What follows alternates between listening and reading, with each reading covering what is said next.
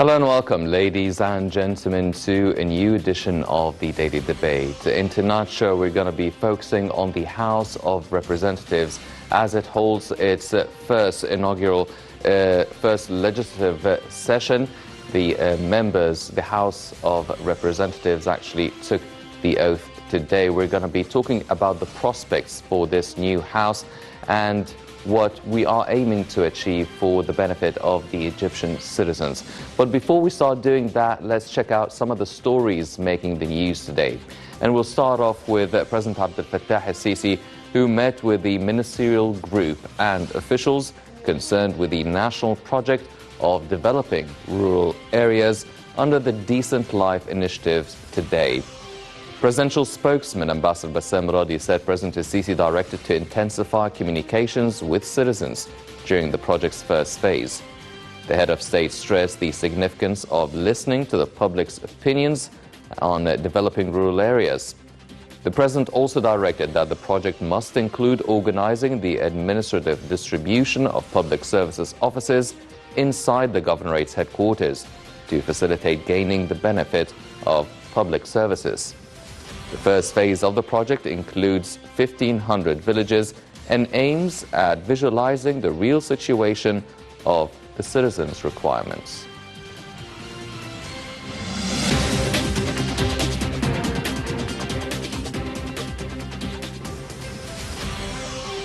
And the new House of Representatives convened its first legislative session on Tuesday upon a call from President Abdel Fattah al-Sisi. Now, the MPs took the constitutional oath and elected Councillor Hanafi Gebeli as the Parliament's Speaker and also elected his 2 deputies. During the session, the Parliament reviewed the decisions of the National Election Authority and the President's decision to appoint 28 members of Parliament. The 5-year term of Egypt's outgoing House of Representatives concluded on January 9th.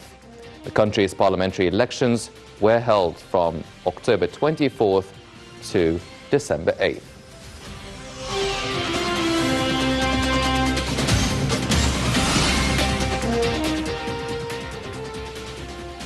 These were 2 of the main stories making the news today, and now let's turn our attention to the new parliament as President Abdel Fattah al-Sisi called for convening the first legislative session of the new House of Representatives. Let's check out this report and we'll be right back.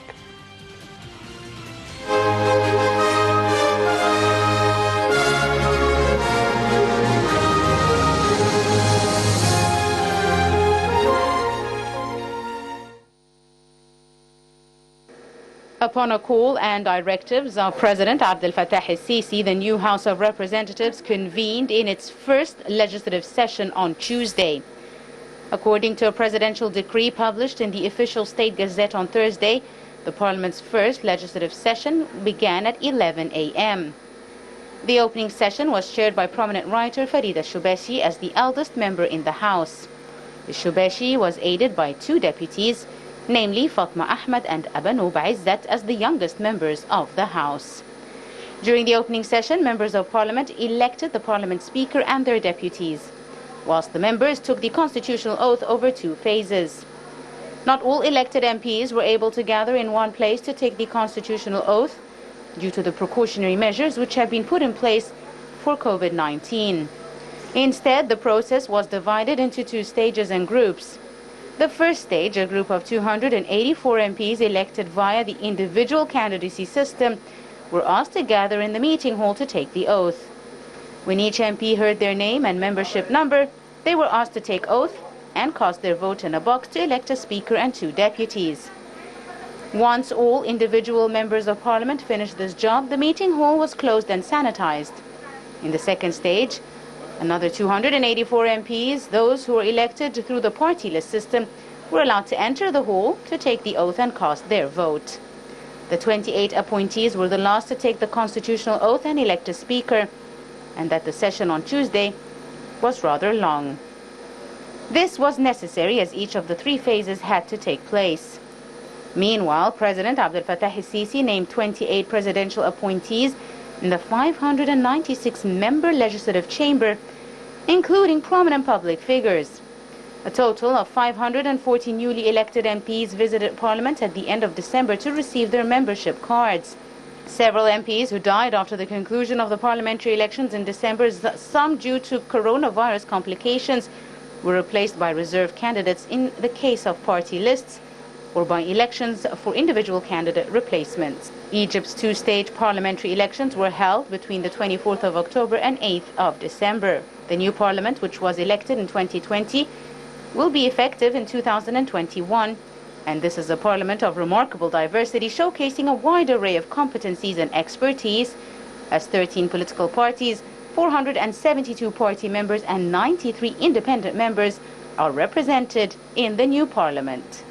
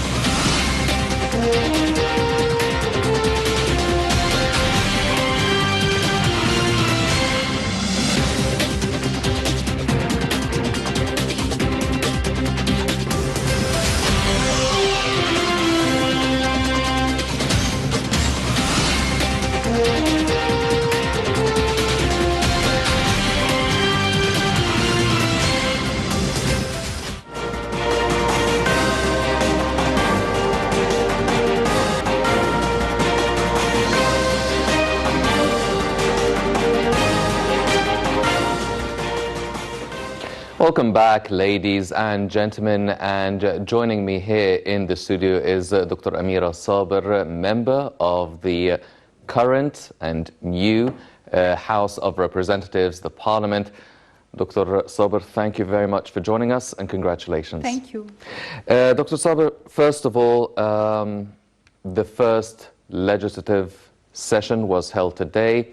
Now, before we start getting into the details, can you shed light on the significance of such a day for the parliamentary life here in Egypt and for you personally as well? Yes, definitely. I'd never forget this day. A few years ago, I didn't expect I would be a member of the Egyptian parliament. And now representing youth and representing women, it's a very precious one. Also, I'm proud of the experience which led me to that way, either by joining the Egyptian members, the party, my party, and also the coordination committee of parties, youth leaders and politicians. Yes. Dr. Saber, now, first of all, let's take a quick wrap-up of the, or a review of the election process. How was the election process for this parliament? How was it compared to the previous parliaments? Is there any sort of a difference? Obviously, it took place during unprecedented times during the coronavirus pandemic and everything. How was the electoral process? Actually, due to the pandemic and what we are living in right now, so not all the members were actually present at the same time inside the hall. Half of them were present first, then the other half, so that we could keep the distancing. Also, I see this year the amount of effort which is exerted so that the whole scene would look that neat, would look that fast and organized is something very significant. Usually the first legislative session, almost it takes like even more than that, but how the pace is indicates to what extent that was well prepared. Yes. Dr. Saber, now talking about the representation within this new parliament.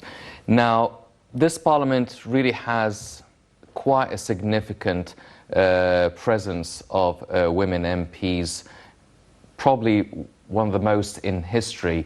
About 162 female representatives are there in the parliament. Half of the amount that was allocated and appointed by the president were actually women.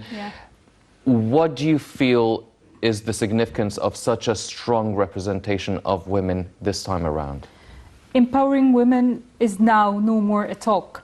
Actually, we are seeing them as ministers, as deputy governors, as governors as well, and leading too many top multinationals, too many places, and articulating functions in the state. And now, being at the House of the Representatives, they are just representing half of the society, their problems, what really worries them, how they would progress in their lives, and especially the youth of them. Is something we should all be proud of.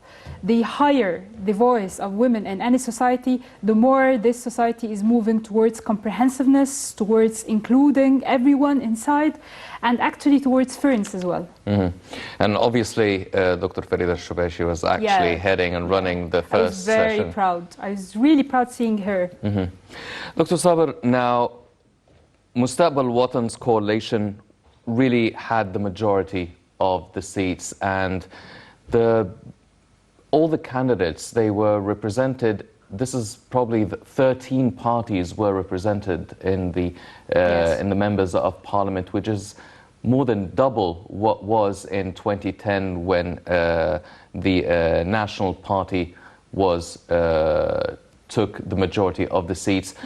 What does that say of the party, the journey of the party life, and the diversity of the different parties really taking a step forward and representing the Egyptian society?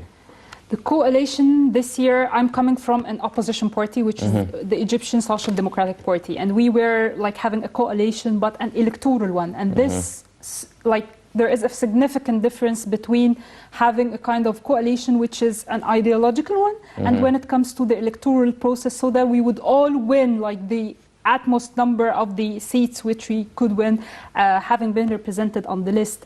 So now that I have everyone of my party being part of this list, they won and they are now represented inside the parliament.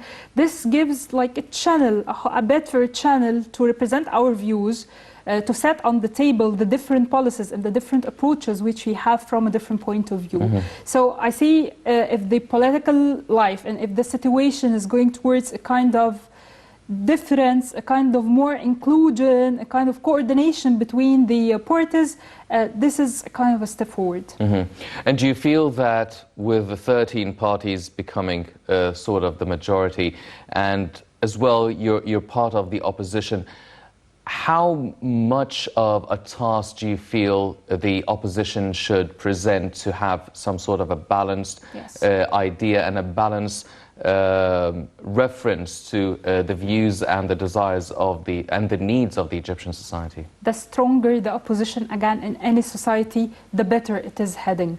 Because whenever you have one voice, a single-voiced political scene, it's not the best. Because you think what you imply, what you introduce to the table is the best. But when you have a strong opposition which tells you, this could be run in a better way, I have an alternative, not only that, but overwatching you and setting the sheets and the balances. What have you done right? What have you done wrong? This could be enhanced. This could be better.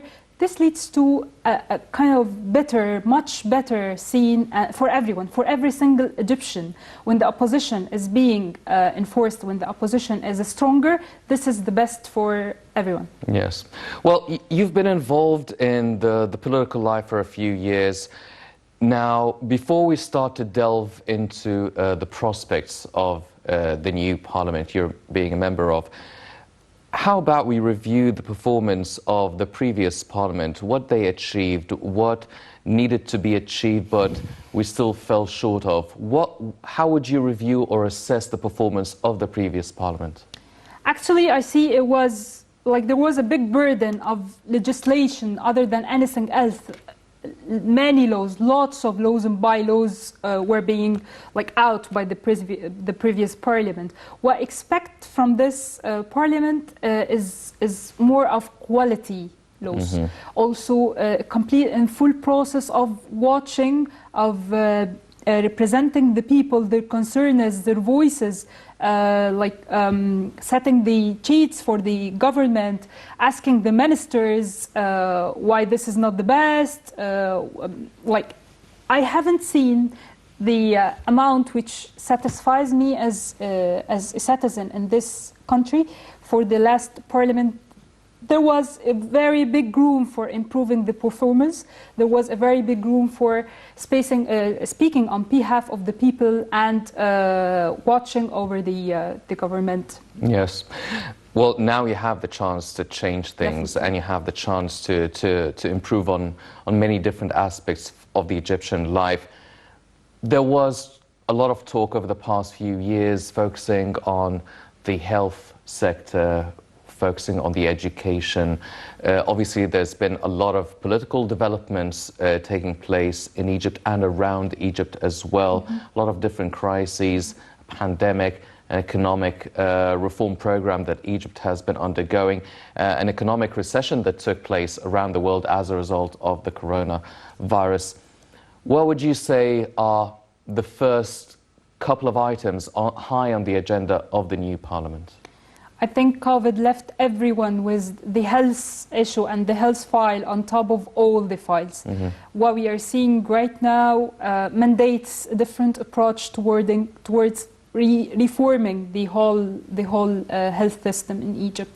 I see this could be done by one way or another, and it starts by setting the proper budget for it. Mm-hmm. It starts with the parliament as well.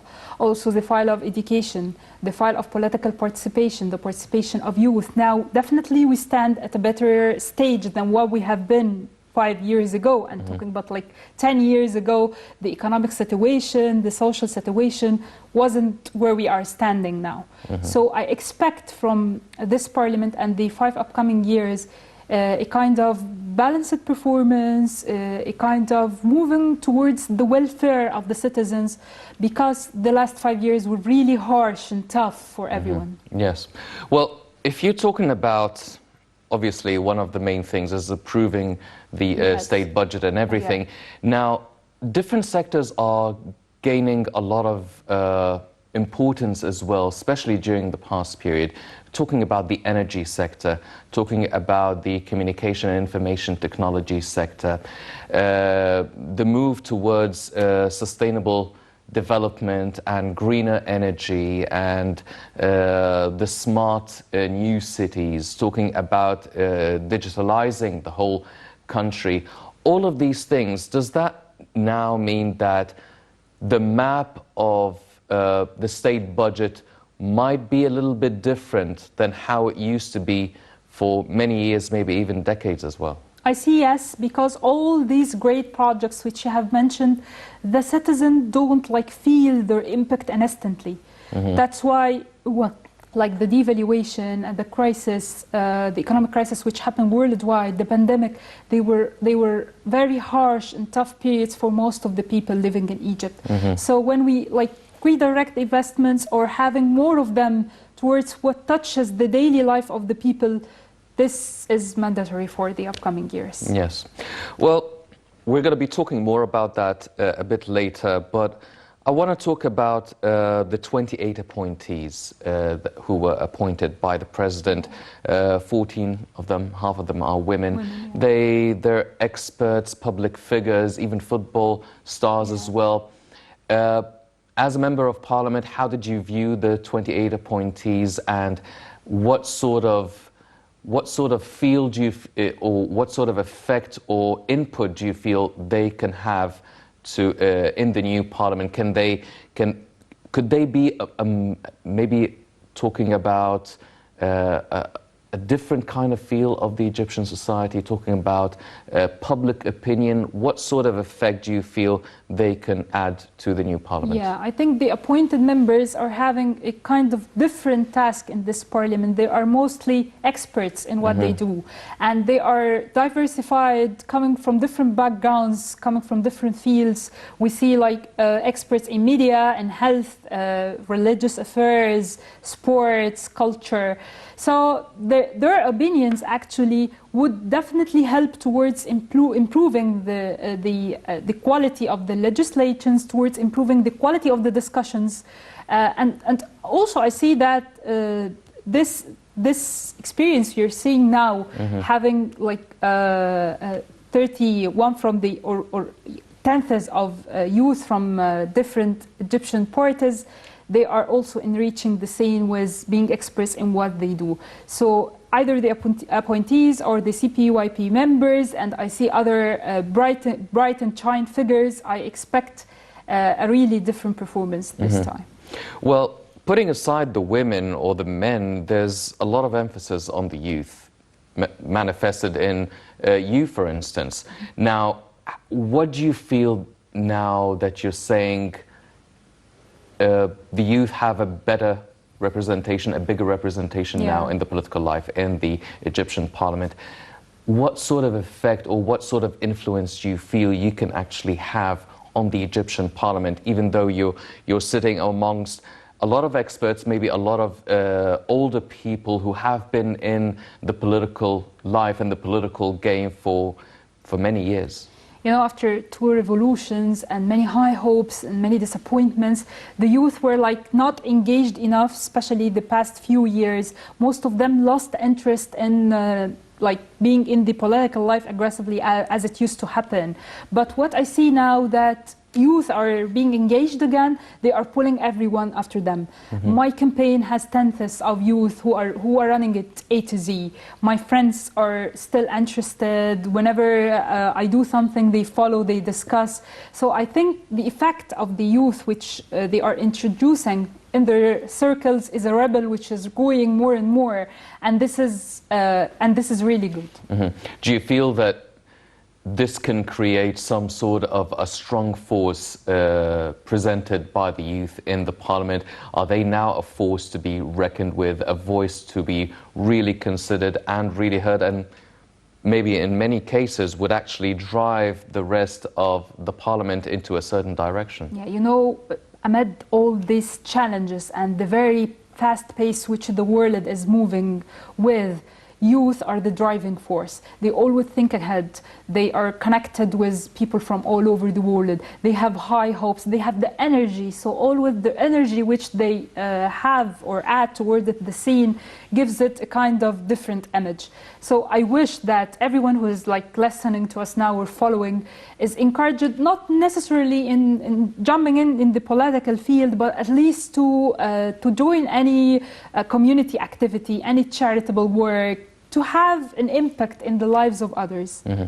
Well, ladies and gentlemen, this is the first legislative session by the new parliament, the new House of Representatives. It has a lot of work that needs to be done. Let's check out this report regarding the duties and hopes of this new parliament, and we'll be right back.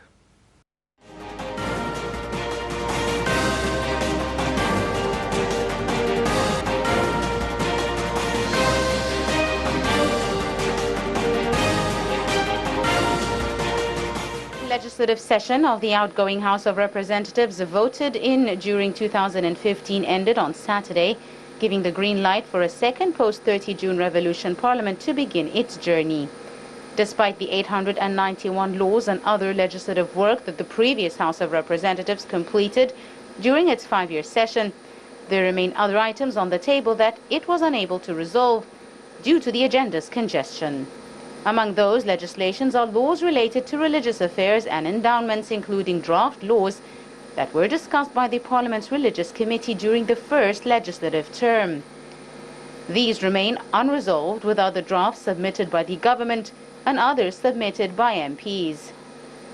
The most prominent laws that will come at the top of the legislative agenda for the new Parliament include reforming the legislative and institutional system, organizing the relationship between owner and tenant, issuance of the Personal Status Law to control the family system, issuance of Localities Act, as well as the amendment of the Investment Law.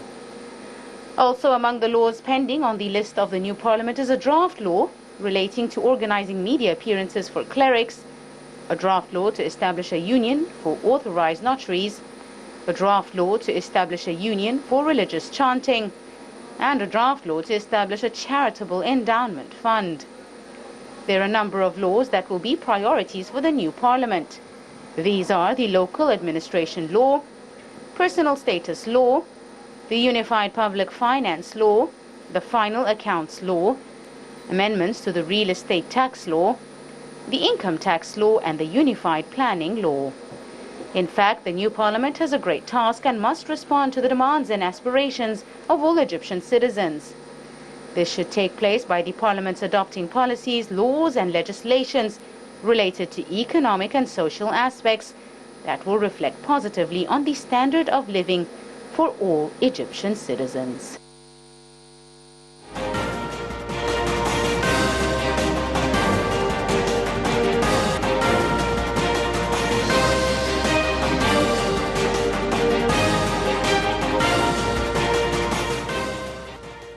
Welcome back, ladies and gentlemen, and now we're joined over the phone by Mr. Mohammed Farid, the member of the Senate. Mr. Farid, can you hear us, sir? Loud and clear. Mr. Farid, now today is the first legislative session of the House of Representatives. How would you view such a session with all the members, the new members of Parliament? How do you view the significance of such a day, and what sort of cooperation or relation do you feel you can expect between the Senate and the House of Representatives? Well, I'm extremely proud today of the new formation of the Parliament. It's a clear manifestation for the people's will. They elected those members of Parliament, and I have really high hopes on that. Also, it's a very good day for democracy in Egypt. As you see, democracy, it's a very long road, and it's a cumulative process. So every legislative session, there is a new Britain rule is being laid. So today we see a new parliament with 13 political parties represented there, with a very high representation for women, youth, and today probably it's the first time in the history of the Egyptian parliament to see a lady heading the opening session, the member of parliament, Mrs. Farida Shubashi. So this is also a historical moment a historical triumph for the Egyptian women, and a new episode in the empowerment of the Egyptian women, which they truly deserve it. Regarding the cooperation between the Senate and the House, as you know, both House and Senate are two chambers of the same parliament. The cooperation is based on the statute and the constitution, of course, the legislation and the statute of both Senate and House. There will definitely be a lot of common ground. There will be an integration between the two chambers. In the Senate, we're more concerned with the broader vision, with more strategic perspective of the issues, and we have more of a consultancy role. Mr. Farid, excuse me, but you're also part of the representation of youth in the Senate, and there is also a strong representation in the new parliament for the youth. How do you feel the dynamics and the mechanisms are working within the Senate with the representation of youth there? And what do you feel? Do you feel that there will be maybe a strong understanding between both houses with the presence of youth strongly present in both houses? Absolutely. I mean, both for both women and youth. You know, there is a very high representation in both houses, and this will definitely reflect in a very dynamic and energetic relationship between both of them, and this will definitely benefit the people by the end of the day, as the legislation process going more rapid. And do you feel that there are certain files or certain laws that you would be eager to discuss with the new parliament? Well, our role in the Senate, it's more, as I mentioned before, more strategic and more broader. So when it comes to the legislation, as per the Constitution, the legislation, the House will refer to us. We will definitely work on it and then give it back to them with our opinion. Also, the Constitution, the constitutional legislations. This is part of things that we'll be working on. The socio-economic development plan. This is also one of the areas where we will be cooperating together. Mr. Mohammed Farid, member of the Senate, thank you very much for joining us. Now, Dr. Saber, this leads us to our next question. There are so many laws that the new parliament will be tasked with amending or changing or putting forward. Let's first start off, as we heard in the report, the religious discourse, the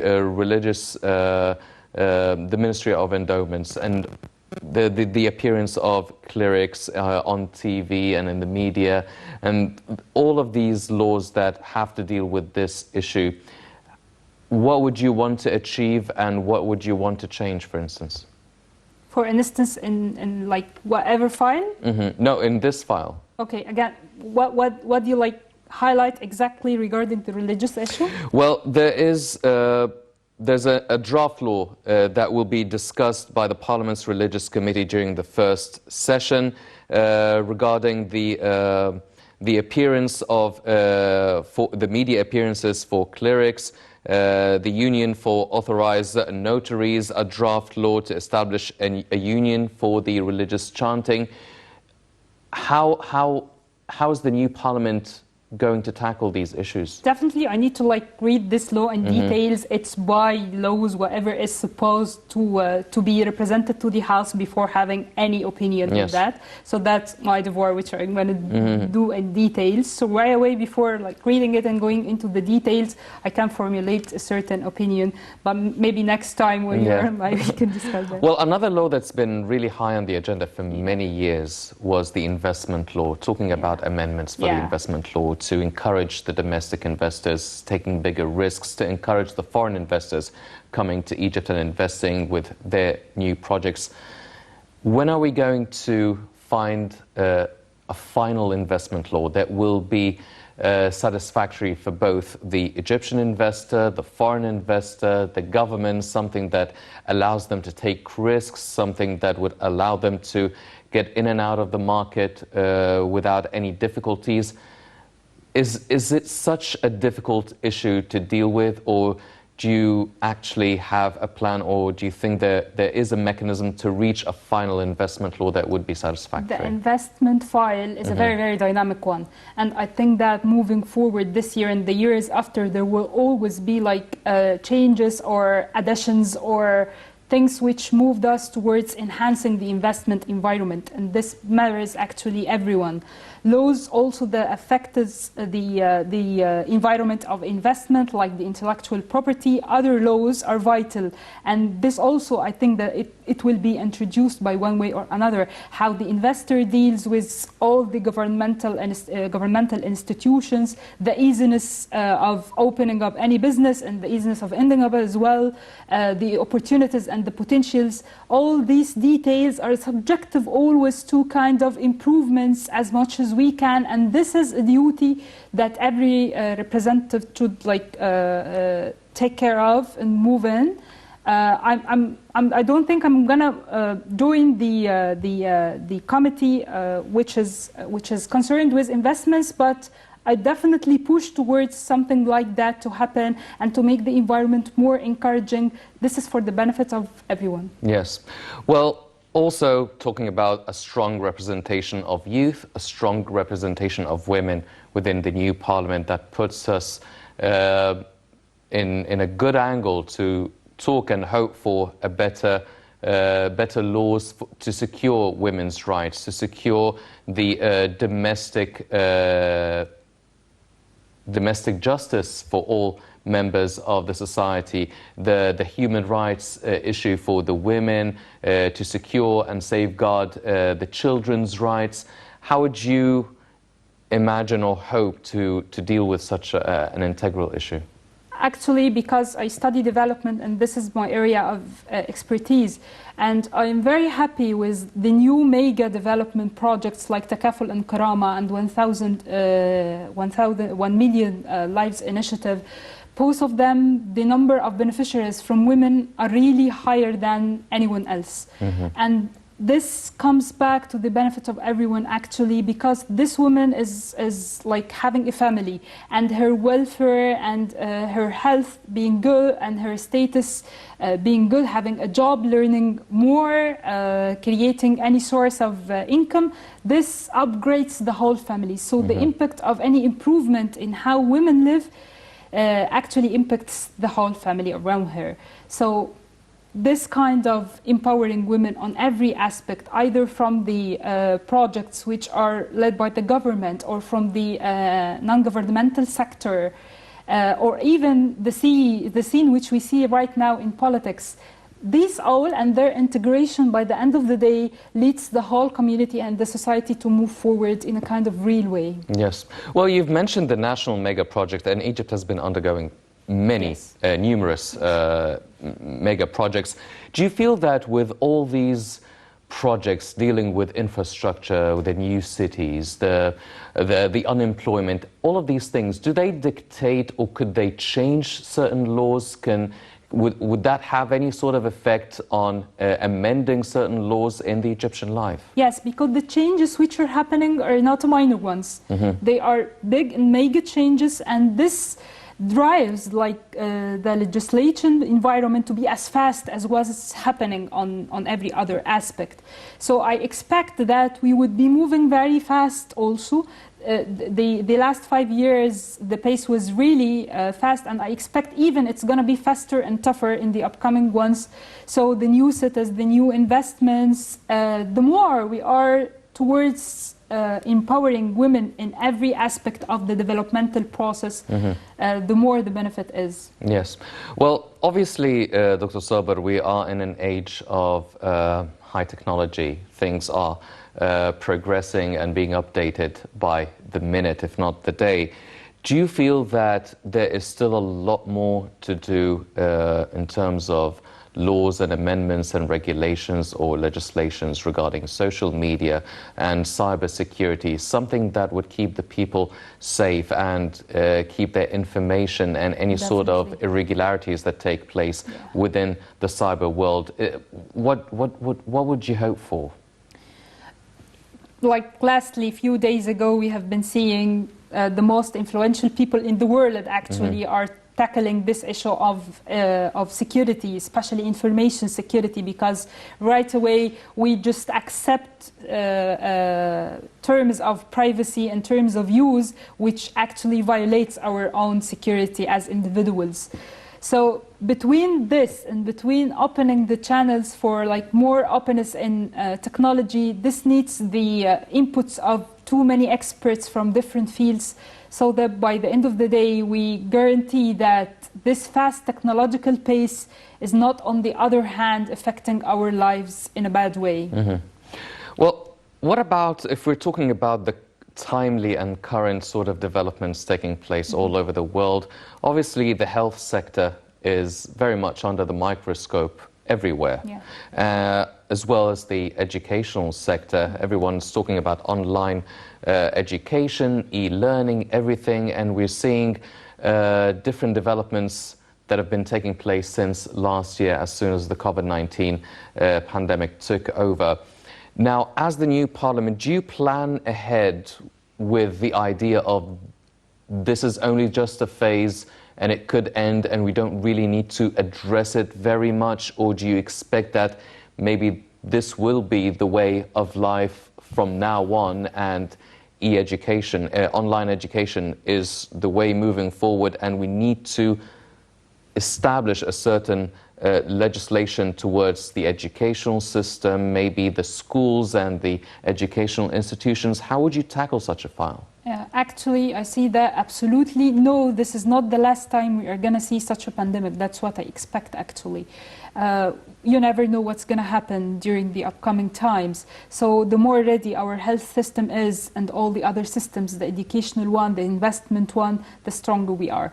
So actually, the investment, especially in the health sector, is going to be well watched. We are gonna see how the implementation of the health insurance law is taking place. Like I understand and I know that more sectors and more hospitals and governorates are being introduced in the new phase of applying the law. So this law I see as well is going to have lots of modifications until it satisfies everyone. We are talking about a big and mega project in the health sector applying this law. So this is one thing which we are gonna have an eye on. Another one is the new technologies like telemedicine, for example. Telemedicine solves lots of problems for Egypt, either because the differences in the quality of the supplied medical service, or because we are having a 1,000-kilometer space, so covering it properly, either in terms of number of doctors, quality of the service, number of hospitals, it's not consistent. So the more we depend on a technological tool which could make this more fair, especially for the people who are living away from the at the peripheries and away from the cities, this directly affects the quality of their lives. And also me being part of an organization that have such telemedicine projects, I have seen and witnessed its impact, which is great for the doctors, for learning from other doctors and increasing their experience, for the whole efficiency of the system, and for definitely the patients who are having second and third opinions of experts, and they are being treated in a much better way. Yes. So technology is an integral part now of every single file and hot topic, education. No more schools. What if we have something other than the pandemic, like exceptional weather conditions, whatever? We are living massive challenges now. So the more the technological platform is well developed and we invest in it, and we are ready to be as much malleable and as much flexible as possible to put it on the right track, that's mandatory. Yes. Yeah. Well, obviously, Egypt has been undergoing its whole economic reform program, and it has a 2030 vision of achieving sustainable development. Now, is there such a thing for having a sustainable development law, in the sense that when you do amend a law or put a new law, do you put it a very specific, precise, accurate, detailed law, or is there room for being a little bit flexible, a little bit general, for the lack of better words, a law that could be updated, a law that could be changed with the development of the Egyptian life for the years ahead? The law has always its own powers, and it leads the scene, but the law only is not sufficient for any improvement and developmental process to take place fully. It needs other tools, like the proper assessment. I might have the law, but this law is not well implemented, and I don't supervise how it is implemented. So actually, it's the whole legislation thing and the process of how the sustainable development aims and objectives and goals are being transmitted to reality. It needs what's more than laws, actually. It needs every member of the parliament to be aware of those developmental milestones and to try hard and to work towards achieving them, to be amongst the people, to voice their concerns, to have an input towards solving these problems efficiently and effectively. These are things which are quite important. We are talking about a poverty rate which is not not little at all. We are talking about poverty rates, which needs the inputs of everyone to decrease it and to work seriously towards improving the people's lives.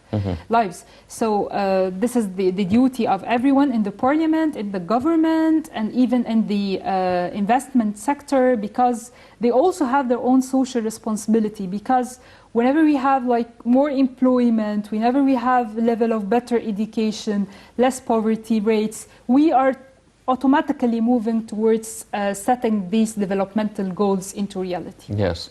Well, also another thing is the international developments, politically and economically. Now, Egypt has been taking part in a lot of diplomatic work, really juggling different diplomatic and political files around the world, talking about the Nile water issue with the Ethiopian Renaissance Dam, talking about the crises in Libya and Syria, talking about the different treaties, the different coalitions, the different movements, and Egypt is taking part all over the world in these issues. Now, the parliament also approves many movements and decisions taken by Egypt, be it in the domestic affairs or the foreign affairs. How is the new parliament going to deal with all these diplomatic and political developments in different files all over the world, in different continents? How will these things dictate, or how will the new parliament react to such a development, because all of these things are quite sensitive, and it's like walking on eggshells all over. Yeah.